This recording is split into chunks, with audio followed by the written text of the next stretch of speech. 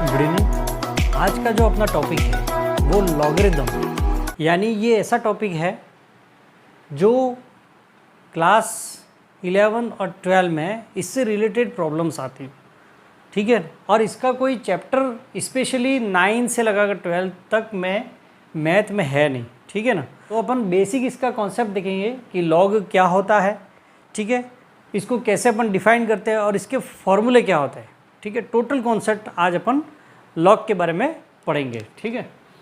अब देखो लॉग होता क्या है, लॉग का मतलब क्या है।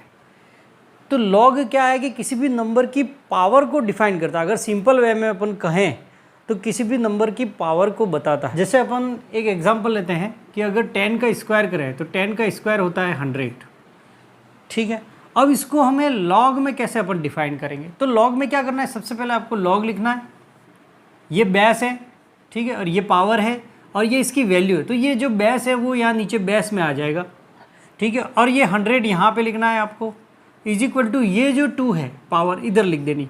यानी लॉग 100 की वैल्यू है ना at base 10 is equal to 2 होती है। यानी 10 बेस में अपने पास जो लॉग की टेबल भी होती है, आपने देखी होगी 11-12 में। तो लॉग 10 के बेस में जो टेबल होती है उसमें 100 की वैल्यू कितनी होती है, 2 होती है। यानी ये 100 को 10 बेस की कितनी पावर है ये बता रहा है लॉग। तो लॉग एक्चुअली क्या है कि पावर को डिफाइन करता है कि वो कितनी पावर पे उस वैल्यू आती है। अब इसमें सबसे पहले फॉर्मूला आता है, देखो किसी भी नंबर को अगर मान लो ये लिखा हुआ है a⁻x is equal to y, इसको लॉग में डिफाइन करना है। तो जैसे यहाँ अपन ने किया था वैसे ही करना है, ठीक है। ये जो बेस है तो लॉग करके ये बेस छोटा सा यहाँ पे a लिखना है, ये y यहाँ पे आ जाएगा, इज इक्वल टू ये जो पावर है उसको यहाँ पे लिख देना है। मीन्स लॉग a के बेस में y इज इक्वल टू क्या होता है, x। इस तरह से तो किसी भी अगर एक्सपोनेंशियल फंक्शन है, ठीक है ना, उसको अपन लॉग में इस तरह से डिफाइन करते हैं, ठीक है। अब सबसे पहला इसमें फॉर्मूला जो आता है, लॉग a के बेस में 1 की वैल्यू कितनी होती है, ठीक है। तो लॉग 1 की वैल्यू होती है 0, ठीक है। दूसरा होता है अगर लॉग a और a लिखा मैंने यहाँ पे, ये बेस और ये वैल्यू अगर दोनों सेम हैं तो वहाँ उसका आंसर कितना हो जाएगा, 1, चाहे कुछ भी हो। सपोज अगर अपन लिखेंगे लॉग 10 या 10 तो 1, अगर लॉग यहाँ पे लिखा मैंने x यहाँ पे x तो 1। यानी जब ये बेस और ये वैल्यू अगर इक्वल हैं तो उसकी वैल्यू कितनी हो जाएगी, 1। अब तीसरा आता है लॉग a के बेस में 0। अब इसकी वैल्यू लॉग 0 की वैल्यू क्या होगी, चाहे बेस कुछ भी हो। तो यहाँ पे दो सिचुएशन है, इसकी वैल्यू माइनस इन्फिनिटी भी होती है और प्लस इन्फिनिटी भी होती है। माइनस इन्फिनिटी कब होती है, जब a ग्रेटर देन 1, जब a की वैल्यू यानी ये जो बेस है 1 से बड़ा है तब इसका आंसर माइनस इन्फिनिटी जाएगा। और प्लस इन्फिनिटी कब जाएगा, when a is less than 1, ठीक है। तो ये दो सिचुएशन है, लॉग ये दोनों सेम है तब 1, अगर लॉग 1 की वैल्यू चाहे कुछ भी बेस हो 0, लॉग 0 की वैल्यू दो तरह से होती है, ठीक है। अब दूसरे इसमें फॉर्मूले भी हैं बेसिक, वो भी अपन पढ़ते हैं। जैसे अगर इसके आगे फोर्थ फॉर्मूला अपन देखें तो लॉग ऑफ a के बेस में x इंटू वाई है, ठीक है, x इंटू वाई है। तो इसको अपन लिखेंगे log x plus log y, ठीक है। यहाँ पे बेस a लगा देना है, ठीक। अब ये इसका एग्जांपल लें, अगर अपन लॉग मान लो यहाँ पे मैंने लिखा 10 के बेस में यहाँ पे 2 इंटू 3 है, ठीक है। तो इसको अपन अलग अलग अगर मल्टीप्लाई में है तो इसको इस तरह से प्लस में लिख सकते हैं अपन। तो इसका आंसर आएगा log 2 प्लस log 3, ठीक है, दिस इज आंसर। फिर log 2 और 3 की वैल्यू, ये 10 के बेस में ये टेबल आपने फिजिक्स और केमिस्ट्री के पीछे प्रैक्टिकल बुक जो होती है उसमें टेबल होती है, वहाँ टेबल से इसकी वैल्यू आप देख भी सकते हो। नेक्स्ट वीडियो में अपन ये टेबल log 2 की वैल्यू टेबल से अपन कैसे निकालते हैं, उसको कैसे देखते हैं, लॉग और एंटी लॉग, उसके बारे में भी अपन पढ़ेंगे, ठीक है। अब ये हो गया फिफ्थ फार्मूला। फिफ्थ फार्मूला है अपॉन में होता है, log of base x upon y is equal to, अगर डिवाइड में है तो माइनस आ जाएगा, log x minus log y, ठीक है। log x अपॉन y की वैल्यू होती है log x minus log y, और log x into y is equal to log x plus log y। ये ध्यान रखना आपको, यहाँ पे ये बेस कुछ भी हो सकता है, ठीक है। सिक्स्थ फॉर्मूला है, अगर पावर है जैसे log a x की पावर अगर y है, ठीक है, तो ये जो पावर है वो आगे आ जाएगी, मीन्स y आगे y log x, इस तरह से अपन लिखेंगे यहाँ पे। अगर किसी भी नंबर की पावर है, सपोज अगर अपन ने यहाँ पे लिखा log 2 रेज़ टू पावर 3, ठीक है, तो 3 आगे आ जाएगा 3 log 2, ठीक है। इस तरह से ये अपन इसको लिख सकते हैं।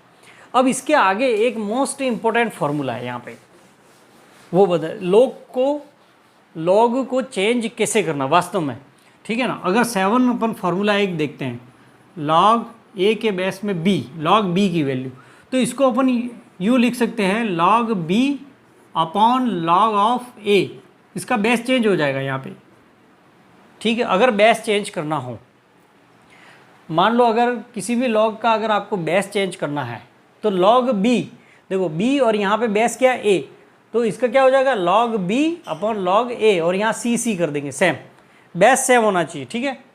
उसी तरह से अगर सपोज़ यहाँ पे ये है log 2 के बेस में यहाँ 3 है, तो इसको अपन लिखेंगे log 3 अपॉन log 2, यहाँ पे कुछ भी बेस मान लो 10 ले लो, ठीक है। तो मैंने यहाँ पे 10 लिया, यहाँ पे 10, इस तरह से अपन इसको डिफाइन कर सकते हैं, ठीक। अब नेक्स्ट फार्मूला अपन लेते हैं नेक्स्ट फार्मूला 8 लेते हैं, log a b। अब इसको अगर हमें चेंज करना है किसी तीसरे नंबर में, तो कभी कभी इसका एक फार्मूला ये भी होता है कि log